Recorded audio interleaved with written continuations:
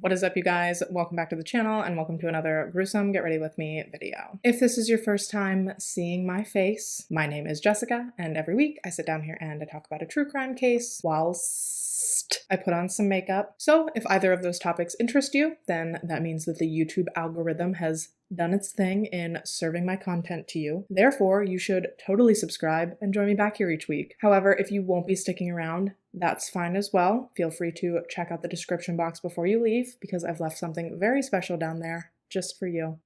Imagine it's that gorilla that's like giving you the finger. It's not, but that would have been hilarious. No, because I know that this content isn't for everyone, I always make sure to list some other more traditional true crime creators as well as media resources down in the description box that have covered today's story in a way that I assume you will enjoy more. But for those of you who are sticking around, let's go ahead and get into today's case.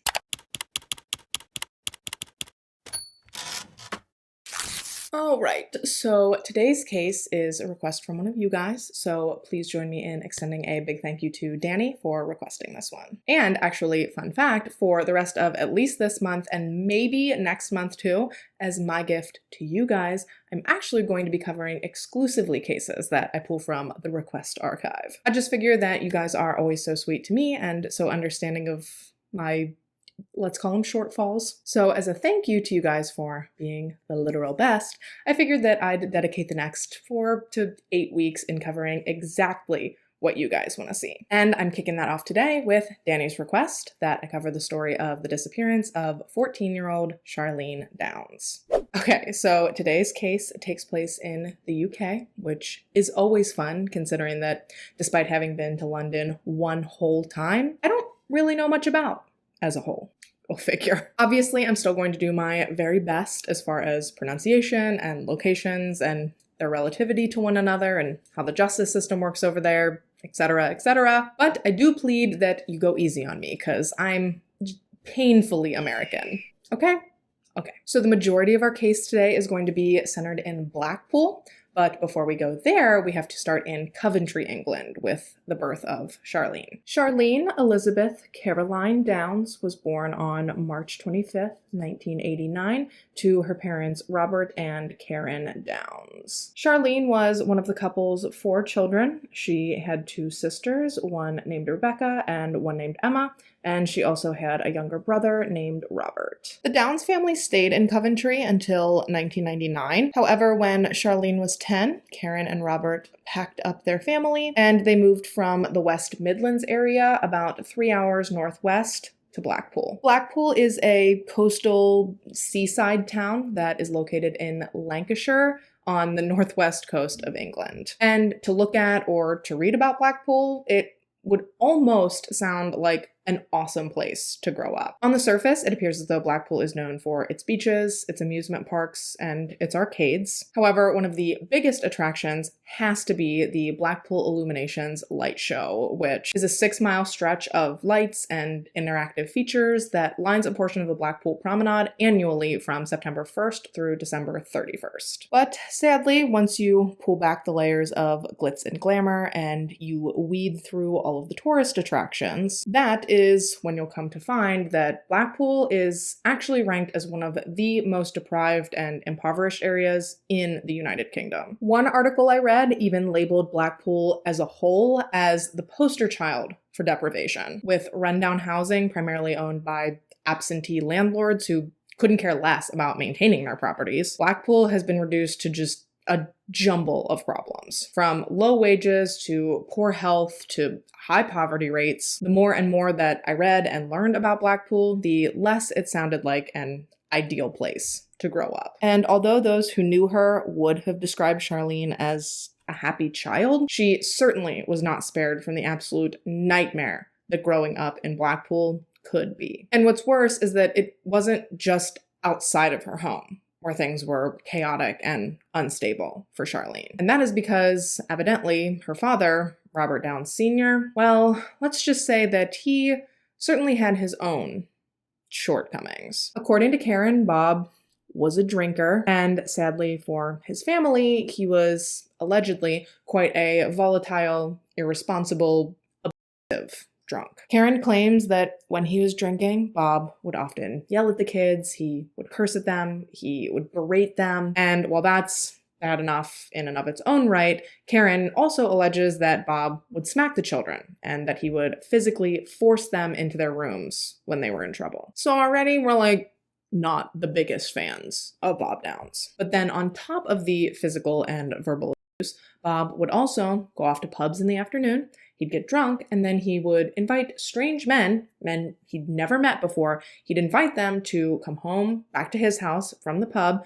to keep drinking. So he would invite drunk strangers over to hang out in the home that his wife and 4 young children were in. And if you're thinking, well, that can't possibly end well, you would be correct, because it certainly did not. Some of Charlene's friends in more recent years have come out and mentioned a very abrupt and obvious change in Charlene's demeanor between the ages of 12 and 13. They say that she went from happy and bubbly and carefree to sort of blank and almost empty. And while some pretty serious changes are to be expected during these formative years of any child's life, it's believed that Charlene's shift very likely had a much more sinister origin. As it would turn out, there are over a dozen records documenting visits that Charlene had made to NHS walk-in centers, which I take to be similar to urgent cares here in the US. And apparently these visits were all regarding issues and injuries that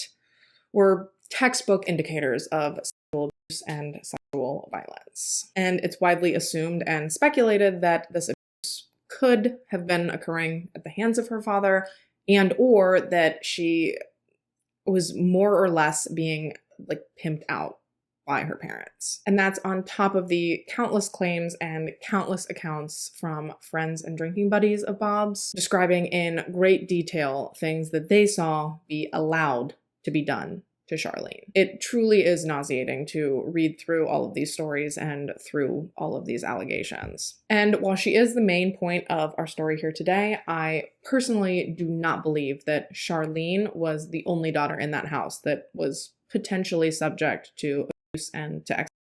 I don't know anything really about Emma, but I do know that Charlene's sister, Rebecca, by 14, was no longer living in the family home. Instead, she was living in a completely separate flat with a completely unrelated grown-ass man. Now, she insists that this man was not her boyfriend, rather that he was just someone that allowed her to live with him because she could not stand to live in her family's home anymore. So while all of this sexual abuse and exploitation talk at this time is just speculation and just that, allegations, in my personal opinion, it does all seem pretty convincing. I just find it hard to believe that these allegations are completely baseless, considering the fact that Charlene was on the at-risk register. Social services was well aware of the potential harm being done to Charlene, and apparently they had warned Karen and Bob on multiple occasions that they were being closely monitored. However, in the long run, absolutely nothing was done. Well, something was done, but by then it was far, far too late. At any rate, given all that we just went over,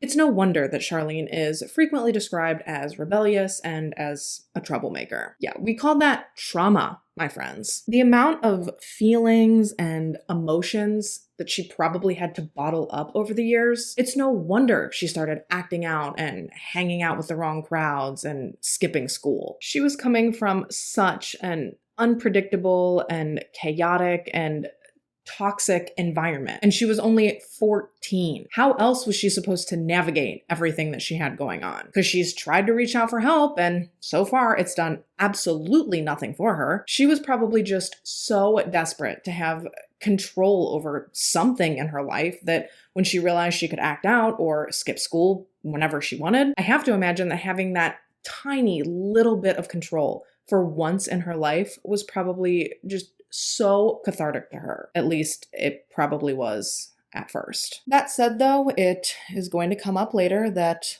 while away from school and home, Charlene very well may have gotten herself wrapped up into some things that, well, they certainly weren't constructive for her, and they certainly weren't conducive to facilitating the healing of her trauma. Not that that was her responsibility in any way, not at 14, but sadly, she definitely set out on a very destructive path in the weeks leading up to her disappearance. She actually even ended up getting herself suspended from school just before she went missing. Charlene was enrolled at St. George's School in Blackpool at the time our story takes place. However, due to her habit of skipping school, she had actually been recently suspended for truancy, which is hella ironic that the school was mad that she wasn't going to school, so as a punishment, they forbade her from going to school. I don't know, that's really neither here nor there, I just thought it was weird. Bottom line is, she was briefly suspended pending a meeting with the school board. Unfortunately though, before Charlene could make it to this meeting, or before she would ever get the chance to turn her life around, she would disappear. Without a trace, never to be seen again. The morning of November 1st, 2003 started off, I guess, as normal as any other day ever did for the Downes family. I'm not 100% sure what Bob was doing that day, but I do know that the kids were kind of doing their own thing while Karen was at work. Charlene and her sister Rebecca had spent the day hanging out along the Blackpool Promenade. They went to an arcade, they grabbed McDonald's for lunch, and they spent the day just talking about boys and music. You know, it was just a fairly average day for two teenage sisters. Then later that evening, knowing that their mom was working just about 15 minutes away, they decided to head towards her and go visit her. The three of them hung out and talked for a little bit before Charlene's sister Rebecca decided that she needed to go home. She was taking her GCSE exam the following morning, and from what I could gather, that's like a mega test that's super important for further education, like college. So yeah, it was probably best for her to get home and for her to get a good night's sleep. Charlene, however, had no obligation the following morning. And given what we know about her home life, you likely won't be surprised to find out that she didn't really want to go back home just yet. So instead, she decided to call some friends from a phone booth that was just a few blocks away from where she'd been hanging out with her mom. And she then continued to hang out with her mom until the friends she'd called actually showed up. Karen claims she hugged Charlene and that she said goodbye to her around, I guess it would have had to have been 7:30, maybe 8 o'clock, when the other two girls had come and met up with Charlene. Charlene said goodbye to her mom before she headed off with her two friends west on Church Street and back towards the promenade. And sadly, completely unbeknownst to Karen, this would be the very last time that she would ever get the chance to see her daughter. Now, it's unclear, or I guess rather I should say that there's been a lot of conflicting statements given to police regarding Charlene's movements throughout the rest of the evening. I have no idea where she was between 7:30 and 8 when she left Karen to 9:30 when she and her friends were spotted at the Carousel Bar located on the North Pier off of the promenade. According to her friends, they went to the bar and they grabbed a couple of drinks, which is absolutely wild considering Charlene was 14, but that's their story, so yeah. They weren't at the bar very long, but they were there long enough to grab a couple of drinks before they made their way back towards the intersection of Talbot Road and Abingdon Street, which I gather is about a 10-15 minute walk before they ultimately parted ways around 11 p.m. And devastatingly, beyond that, there is not one single additional sighting of Charlene that can be confirmed to be true. It is quite literally as if she just vanished, disappeared into thin air. Meanwhile, back at the Downes residence, back at good old 109 Buchanan, Bob and Karen did obviously notice that Charlene hadn't come home that evening, but they claimed that this was just something that she had a habit of doing, that it wasn't unlike her to not come home for a night or two. Shoot, on a few occasions, I guess she'd even stayed out for a couple of days without letting them know. And while this approach is admittedly quite different than how I choose to parent, #helicopter mom, Bob and Karen weren't immediately concerned. I guess one time she'd been gone for 3 or 4 days at a friend's house without telling them. So even when 11 p.m. rolled around and she still wasn't home, Bob convinced Karen that she was probably fine and that they should just go to bed. He figured that if they went to bed, that they'd likely wake up the next morning, that Charlene would be home, she'd be safe and sound, and that even if she wasn't home, at the very least, they'd hear from her. And so they did just that. They went to bed in hopes that Charlene would magically turn up in the morning. Unfortunately, though, that was not at all how the following morning played out. Rather, when Karen and Bob did wake up, so it's Sunday, November 2nd now, and inexplicably there was still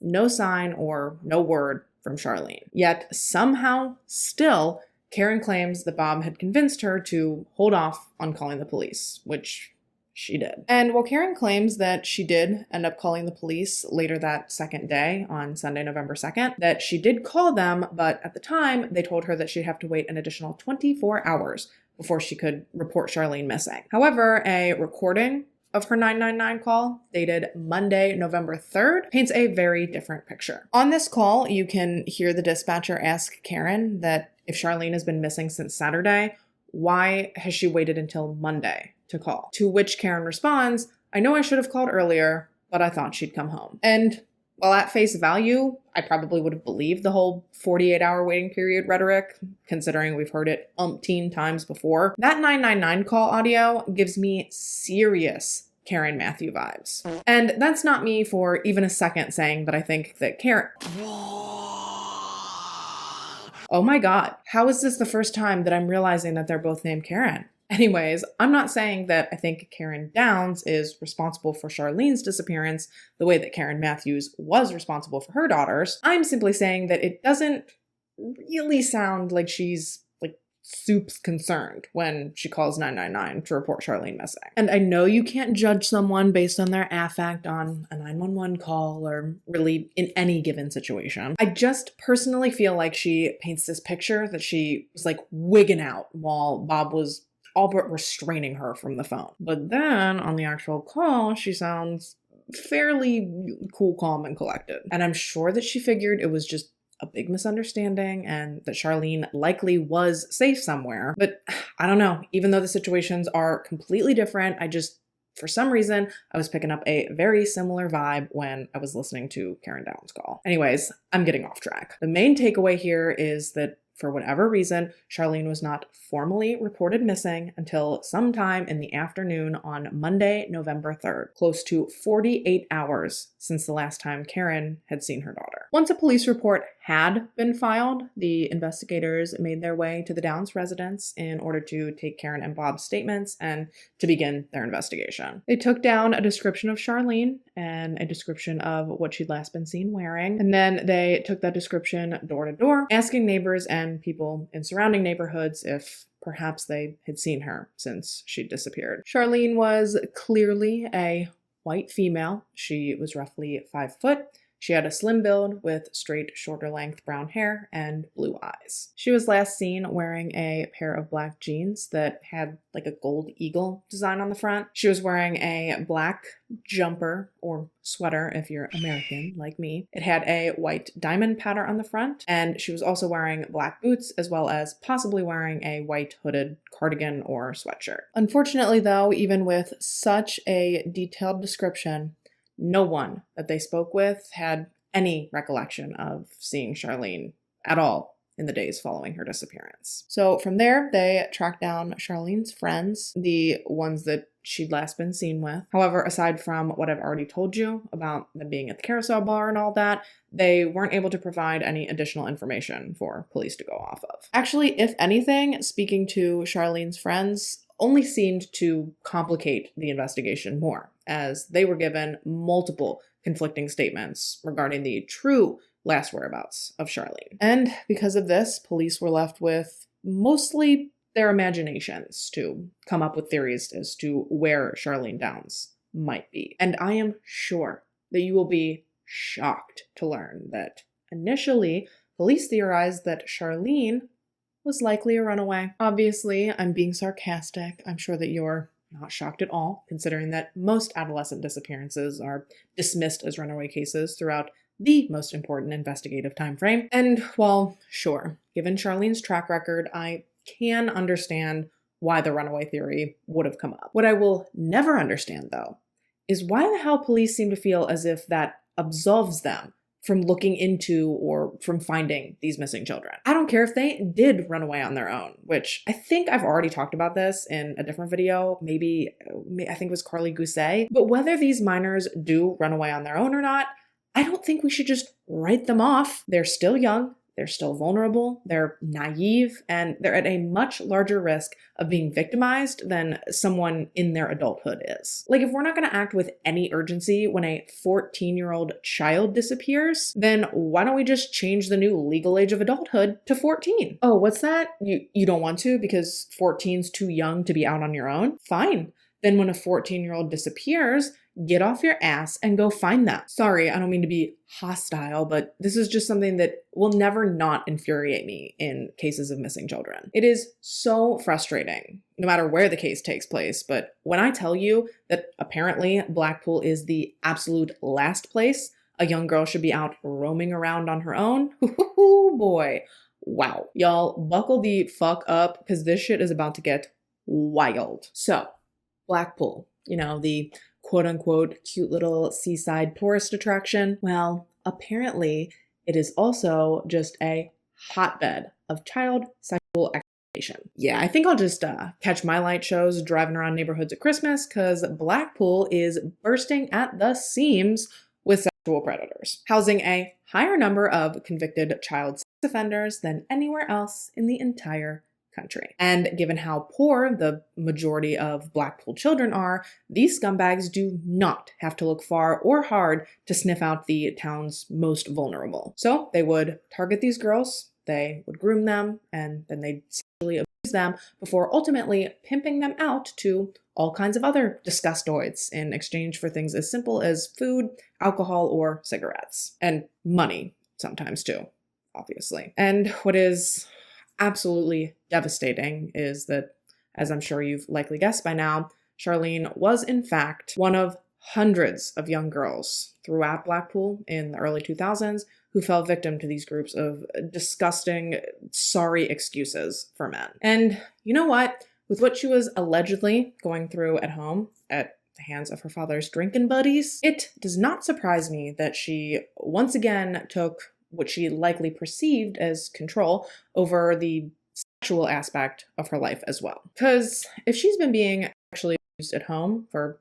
however long, and she's figured out a way to disassociate or to numb herself to sex, why wouldn't she then use it as a means to garner things she wanted? At least then, in her mind, unlike what she was potentially suffering through at home, at least with these men, she was getting something in return. And I am not saying that any of it is okay. I mean, good God, I hope I don't have to make that clarification. I'm just saying that in the mind of Charlene, this is likely why she chose to skip school and to hang out in these alleys and these takeaway shops. She is a victim either way because she is underage and she cannot consent to sex with these men. So even if it's not necessarily forced, it's still undeniably wrong. It is sick and twisted, and Charlene was clearly being taken advantage of. I am just wondering, since childhood sexual abuse can often lead to promiscuity as a way to cope with shame and poor self-esteem, did Charlene maybe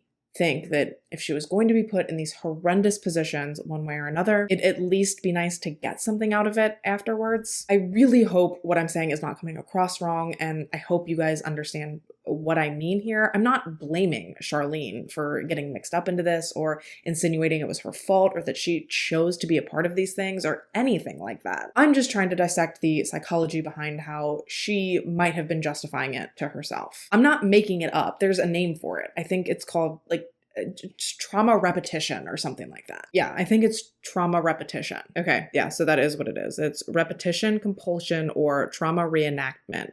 It involves unconsciously recreating early trauma. Individuals may actively reenact elements of a past traumatic experience as a way to cope with and master it. Yeah, I feel like that is a much more eloquent way of wording what I was trying to say. So hopefully that all makes sense. I'll tell you what doesn't make sense though, is the apparent lack of media coverage given to Charlene in the early days and weeks following her disappearance. According to Karen, she was so appalled by the lack of attention that her daughter's case was getting that she actually took it upon herself to print her own flyers and leaflets to hand out about Charlene. She also claims that she was never, not once, informed by police that they were pursuing Charlene's case under the assumption that she'd run away. She says that she didn't find out that little tidbit of information until she'd personally called a local newspaper to beg them to run an article about Charlene's story, and it was then that she claims that the representative she was speaking to told her that the outlet had been aware of Charlene's story, but that they'd never run anything about her in their paper because police had told them that she was just a runaway and that it would be a waste to put time into publishing any stories about her. Rightfully so, Karen was absolutely furious about this little revelation. Because now, not only had police allegedly withheld information from her about her own daughter's disappearance, but they had also gone out of their way to restrict public knowledge regarding Charlene's case, which is seemingly the opposite of what you'd expect them to do. Eventually, though, despite the slow and less than ideal start, media coverage regarding Charlene's disappearance did eventually start to pick up. And with information finally spreading further, police did start to receive more and more tips from people claiming to have seen Charlene or claiming to have knowledge of what might have happened to her. Some people claimed they'd seen her on a train. Some people claimed they'd seen her sleeping on the streets. And admittedly, less encouraging, some people called in with reports that Charlene had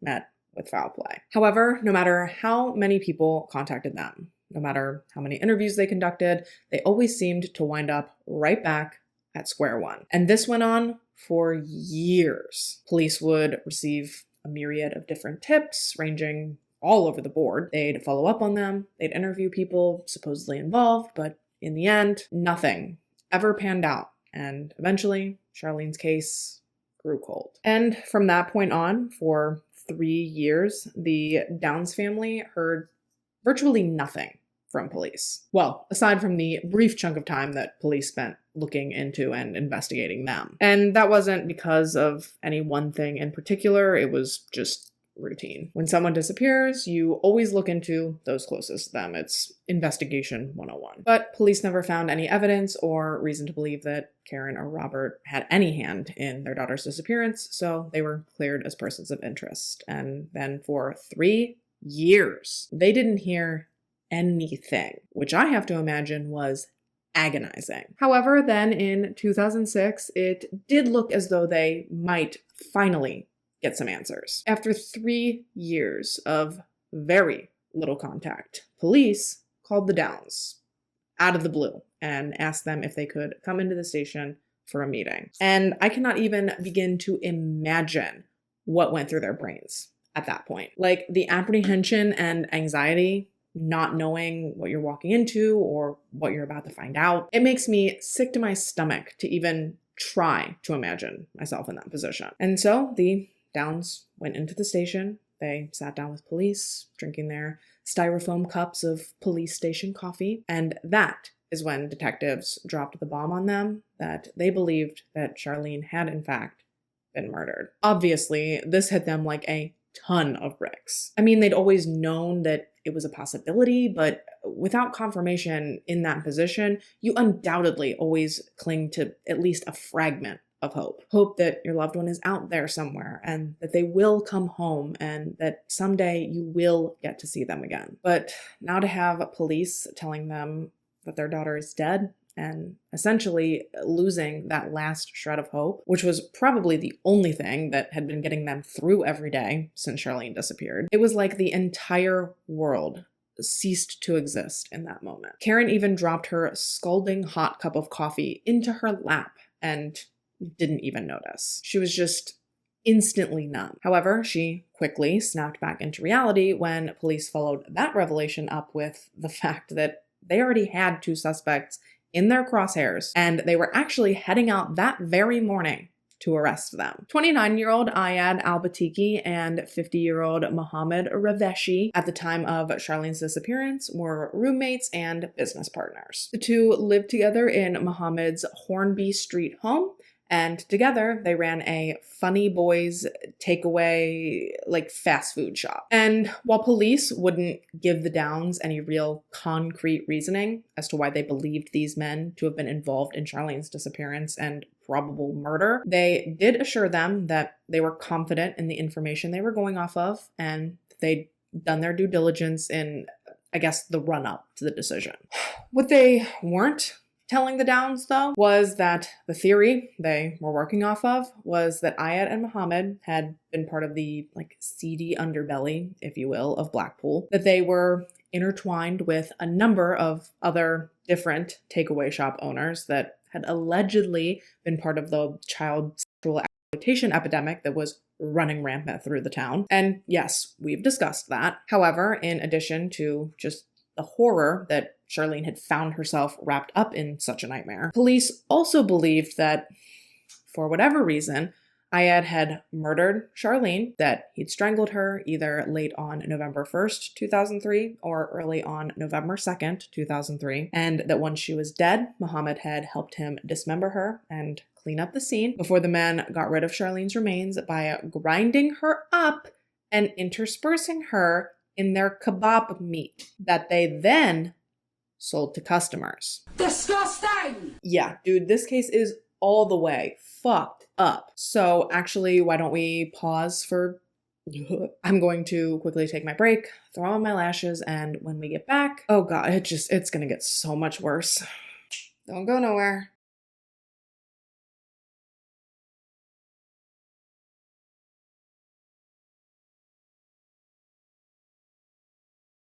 All right, so in addition to the fucked up theory that police were working on, equally fucked up was that the police were not the ones to gently inform the Downes family of this god-awful theory. Rather, the Downes family were informed hysterically by a family member who'd read this theory in a local newspaper. Yes, you heard that right.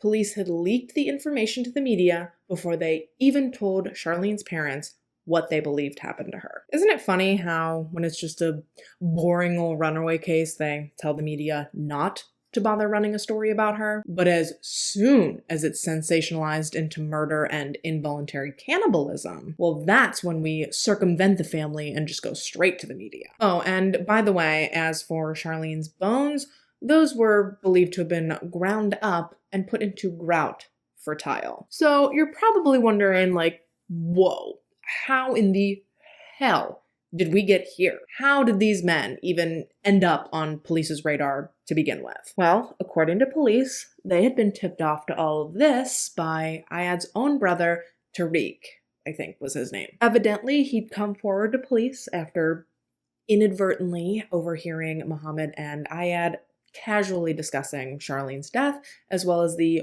horrific things that they'd supposedly done to her body. So police then brought Ayad and Muhammad in for questioning, but the questioning thing was actually more of a ruse than anything, because what their true goal was in bringing them in was getting them out of their house. Once they had the men out of their house, police actually went in and put covert recording, super secret, sneaky spy type shit all through the men's home. They bugged their home, they bugged their cars, and they bugged their businesses. All legally, of course, because they had probable cause, given the tip from Ayad's brother, right? Well, later, during a secretly recorded conversation with Tariq, they tried to get him to corroborate that he'd come forward to them with this information, but he was straight up just huh? What are you talking about? Yes, Tariq refuted that he had ever tipped police off to Ayad and Muhammad, taking away basically any probable cause that they had to legally bug the men's houses and such. Meaning that they likely couldn't use the recordings to convict the men. The problem was, though, that this all didn't come out until after the men's trial, but I don't want to get ahead of myself. We haven't even actually gone over what was on the tapes yet. Did the surveillance equipment even pick up anything significant? Anything incriminating? Anything to help bolster the case against these men? Well, depending on who you ask, you are going to get a vastly different answer to that question. Police placed numerous recording devices all throughout the aforementioned locations, all in an effort to hopefully capture conversations between Ayad and Muhammad that could possibly shed some light onto where Charlene could be. These recordings captured everything that happened in these men's home,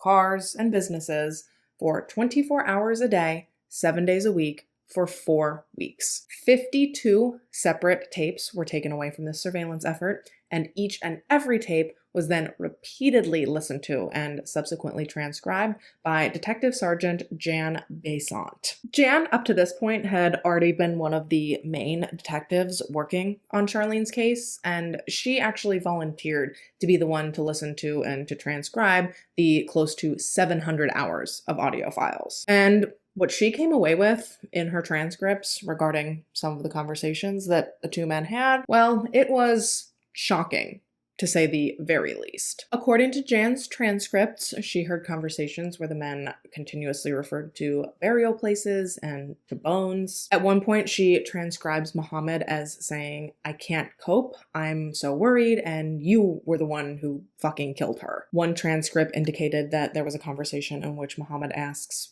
"Why did you kill her?" To which Ayad replies, "You're being stupid if you thought we'd release her." According to Jan's transcripts, there were multiple incriminating conversations had between Ayad and Muhammad throughout the weeks they were being surveyed. They spoke openly on numerous occasions regarding Charlene and regarding her death, alluding to the fact that she would never be found and that there was nothing to worry about, even though police were on them like flies on shit. And although they may have never directly mentioned Charlene by name, to read Jan's takeaway points from the tapes, how could you not think these men were guilty? Which is basically what the prosecution was banking on. These tapes were really all they had to go off of when they arrested these men. They didn't have squattily ding-dong shit else as far as physical evidence or really even circumstantial evidence. They didn't have Charlene's body. They didn't have forensic evidence. They found nothing of value to them within the men's home. They were taking these men to trial on the tapes and essentially the tapes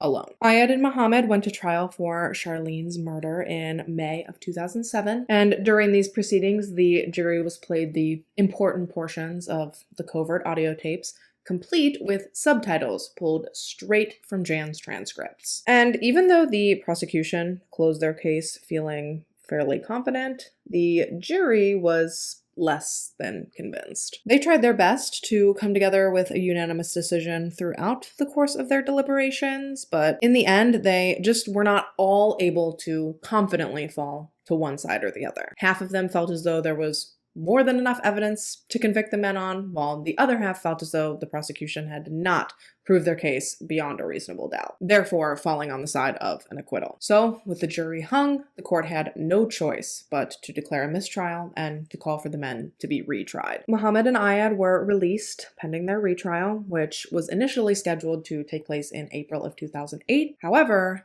that day would never come. I mean, April of 2008 came and went, but the men never saw a retrial. Honestly, though, it's probably for the best that no conviction or acquittal came out of that first trial, because with numerous rumors of a tainted jury pool and witness intimidations that were eventually unearthed regarding the first trial, chances are that had a verdict actually been reached, it probably would have had to be retried at some point anyway. But like I said, the retrial for the men never ended up happening because before it could, the CPS, or Crown Prosecution Service, as well as the Independent Police Complaints Commission, or IPCC, well, they started getting numerous complaints regarding the evidence that had been brought against the men throughout their first trial. Mainly these complaints centered around Jan Besant's apparently shoddy transcripts. Yes, those damning transcripts that were basically the only thing barely holding the entire case against Ayad and Muhammad together. Turns out they may not have been as damning as Jan would like you to believe. Rather, when re-examined by an independent forensic audio expert, one that had absolutely no preconceived notions about the case or about the tapes, yeah, she actually didn't hear anything suspicious or incriminating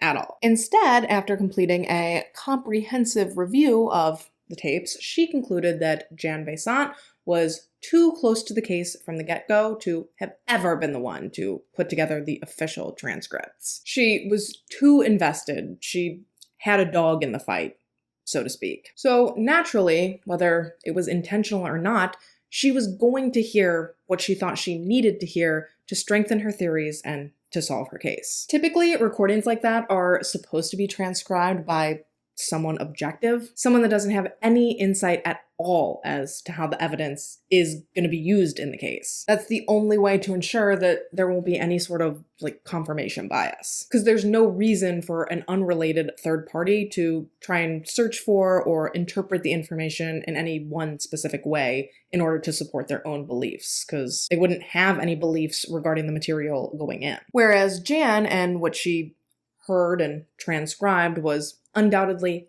heavily influenced by what her theories were about the case going in. And then to take those already biased transcripts and to use them to subtitle the tapes when they were played for the jury. Okay, have you guys seen those TikToks that are like, oh, what do you hear? And then they play a sound with one phrase on the screen and it's like, butterfly cupcakes. And you hear the sound bite and you're like, oh yeah, I totally hear butterfly cupcakes. But then they play the exact same sound again, except this time the phrase on the screen is like big hairy nuts or something like that. Something completely different to what you thought you heard the first time. That's called cognitive priming. It's exposure to something in an effort to influence a response to something else without conscious guidance. So when the jury was seeing those words and taking at face value the idea that those words were what they were supposed to be hearing, obviously they believed that's what they were hearing. All this to say that after an extensive review of the case, the CPS determined that there was no compelling evidence against Ayad and Muhammad. Therefore, their retrial was called off, and both men were actually compensated £250,000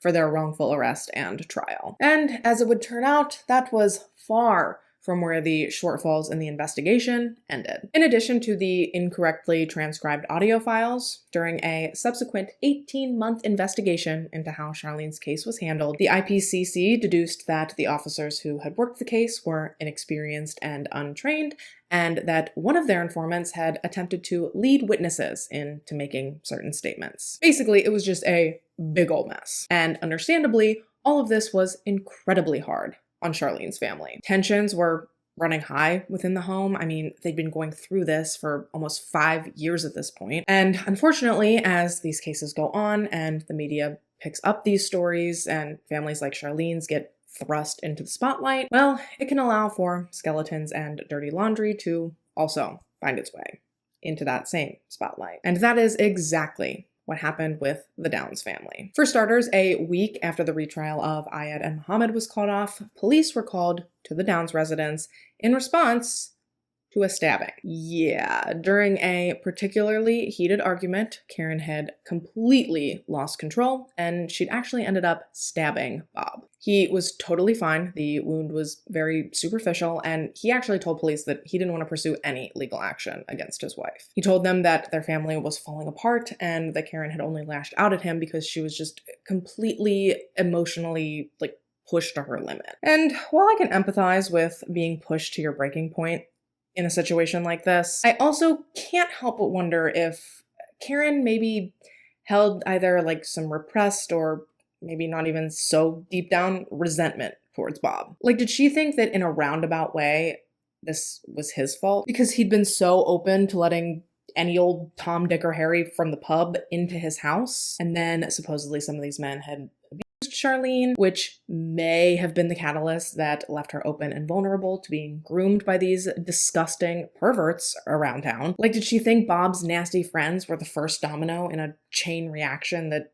ultimately led to Charlene's death? I don't know. I haven't heard Karen say that anywhere, and I don't think that I've seen it theorized anywhere else. It's just a thought that I had. Karen and Bob are no longer together, so who knows what ended up going on between them behind closed doors that we don't know about. Either way, though, they do still publicly stand united in their belief that police completely screwed up the investigation into what happened to Charlene. And they both believe that Ayad and Muhammad are guilty, and that due to technicality, they've managed to skirt justice all of these years. And while I don't think that Ayad or Muhammad either are particularly good men by any stretch, I personally can't say that I find the idea that they're guilty of Charlene's murder any more compelling than the idea that they're not. Again, I think they're both gross, and many young women have lobbed accusations of sexual abuse and misconduct against them in the years following their trial, but I personally don't see any compelling evidence to suggest that they're any more likely to be responsible for what happened to Charlene than any of the other creeps that seemed to be operating in Blackpool at the time would be. And unfortunately, if they do happen to be innocent of Charlene's murder, their association with the case is never going to go away. There are a ton of people who still wholeheartedly believe that they are guilty, which, I mean, they might be. Nobody knows, obviously. But that is one thing that sucks about being wrongfully accused of something, is that even if you are acquitted, even if you are proven to be innocent, and I know that technically these guys haven't been proven innocent or acquitted or anything like that, but go with me here. Even in extreme cases, when the accused person is proven innocent, their association with the case is always going to be a part of them moving forward. And as far as Mohammed and Ayad are concerned, there are still plenty of people who believe that they're guilty and who believe that they got away with murder. Actually, a big area of concern for the Downes family as far as that particular point is concerned is the EDL, or the English Defense League. They have been very outspoken regarding their support for Charlene's family, their belief that Ayad and Mohammed are guilty, and their suspicion that the men are being protected by police. However, when you dig into it, I personally believe that their support of the Downes family is more so rooted in furthering their own agenda than I actually think it is in trying to help get justice for Charlene. And I say that because, okay, so what the EDL is, it's a hate group.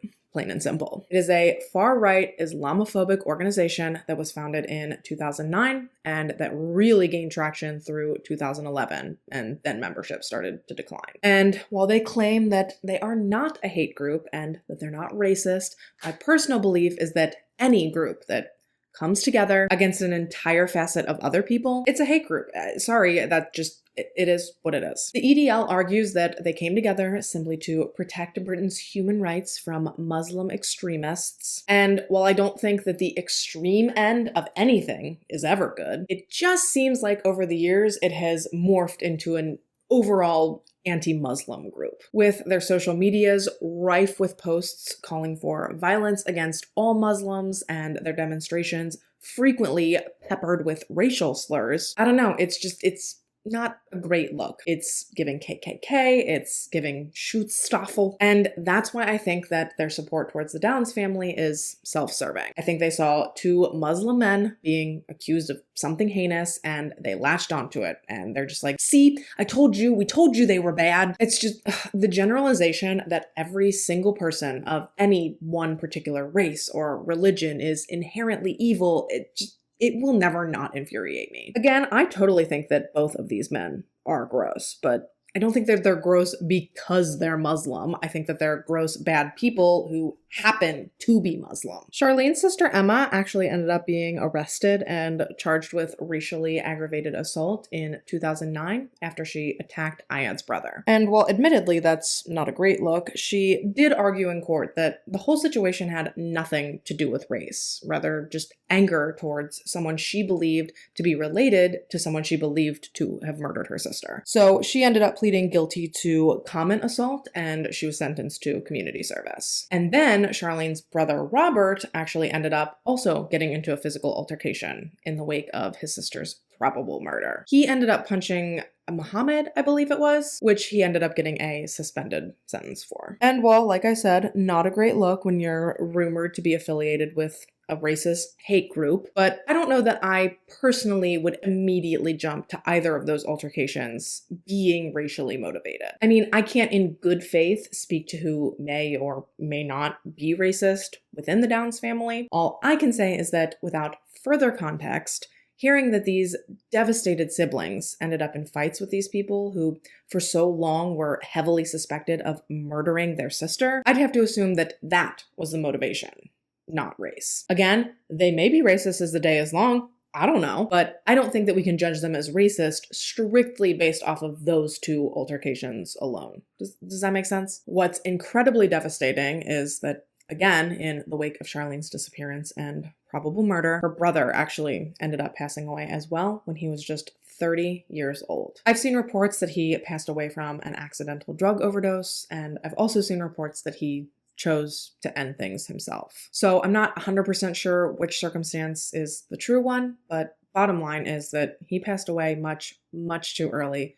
just like his sister. He also leaves behind 4 children of his own. And it really is sad. I mean, this family has definitely faced some, I'd say, justifiable judgments in the years following Charlene's disappearance, but like them or not, you have to admit that they have been put through the absolute ringer over the last 20 years, especially the other 3 kids, Charlene's siblings. Just to listen to interviews with her sisters and to know how deeply Robert was struggling, you can just tell that none of them have ever even sort of recovered after losing their sister. Rebecca, in particular, I know struggles with a lot of guilt surrounding Charlene and the fact that she didn't make her come home with her that night. She says that she is haunted by what happened to Charlene every day, especially when she looks in the mirror. The 2 do share multiple similar, distinct features, and she says that sometimes when she looks in the mirror, it's as if Charlene is looking back at her. And that is a pain that I could just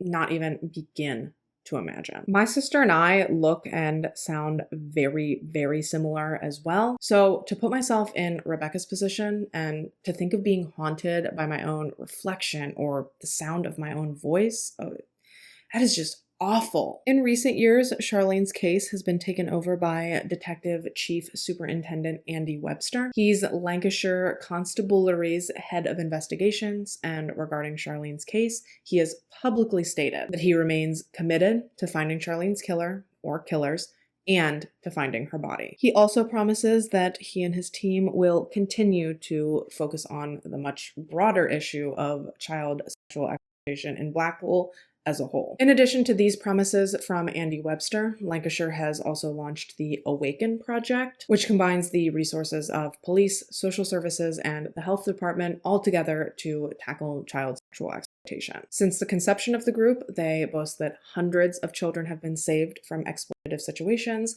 and that they have identified and prosecuted numerous offenders. And I mean, it's about freaking time. They've also made some, I don't know if I want to call it progress necessarily, but in more recent years, there has been some, we'll say, movement in Charlene's case. For starters, in 2016, when a new investigative team took the case over, they discovered never-before-seen CCTV footage of Charlene from the day she disappeared. Yeah, what the hell were the original investigators even doing? This footage wasn't reviewed or brought to her family's attention or released to the public for 13 years. It was just sitting on a shelf collecting dust somewhere. That is just crazy to me. The footage shows Charlene and Rebecca walking through the Blackpool Town Centre on Bankhay Street at 3:25 p.m. on November 1st, 2003. Now, obviously the footage didn't solve the case or anything, but the fact that there was no emphasis or even acknowledgement given to it until 13 years into the investigation, I don't know,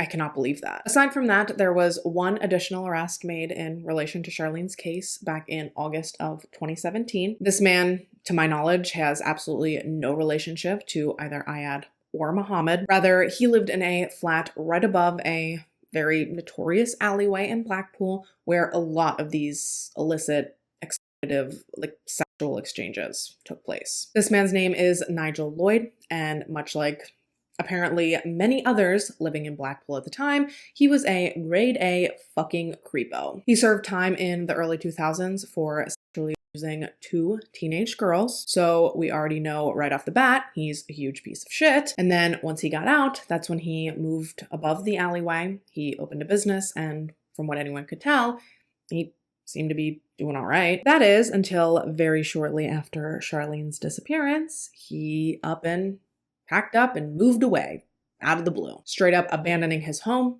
his business, and basically his whole life. Just dipped out, never to be seen again. Well, at least not until 2017 when police tracked him down and arrested him in relationship to Charlene's murder. Apparently, several witnesses had placed him in the alleyway and in the general area right around the time that Charlene went missing. And while that's not the strongest piece of evidence, considering the fact that he lived in the area, but beyond those sightings, I literally cannot tell you why they thought he was involved, other than the fact that it was common knowledge that he's a predator. And shoot, I don't even really know if they had too many other reasons why, because they ended up having to release him like a day or two after they arrested him because they had absolutely no grounds to hold him. But as of at least 2020, I know that he's still considered a suspect and still under investigation. But other than that, from what I could gather, Charlene's case doesn't really appear to be any closer to being solved now than it was 20 years ago. And that really is a shame.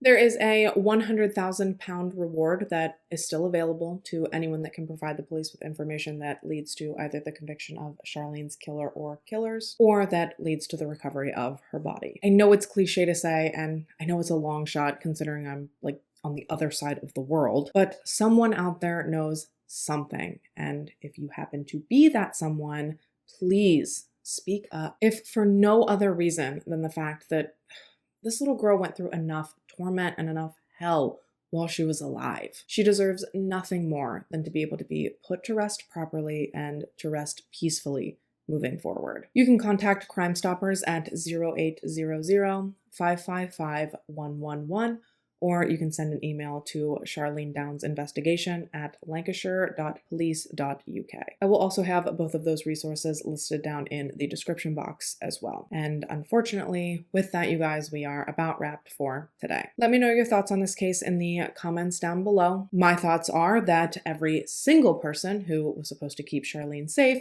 failed her at every possible opportunity. Even the police didn't decide to remove her from the custody of her parents until she was already missing. So yeah, talk about too little, too late. But anyways, as always, I thank you so much for taking the time to watch this video and to listen to this story. And thank you so much to Danny for requesting it. Because I'd actually just been telling my doctor that my blood pressure was too level. So I'm kidding. Obviously, you guys know I love each and every one of you, and I appreciate you all so much. And I love covering the cases you guys request. That's why I'm going to be doing it for the next month or two. This one though, just if you have a case or a topic you'd like to see me cover, please fill out the request submission form I have linked in the description box down below, which is also where you can find the information and the links for all of the products that I used throughout today's video. If you haven't already and you'd like to, go ahead and subscribe to my channel. I put out new videos almost every week. I put out 4 consecutive ones, and then I take a scheduled skip week. But if you turn on your post notifications, you'll always know when I do post, and you'll always be sure to catch me back here in my next one. But until then, stay safe and have a good week. Bye, guys.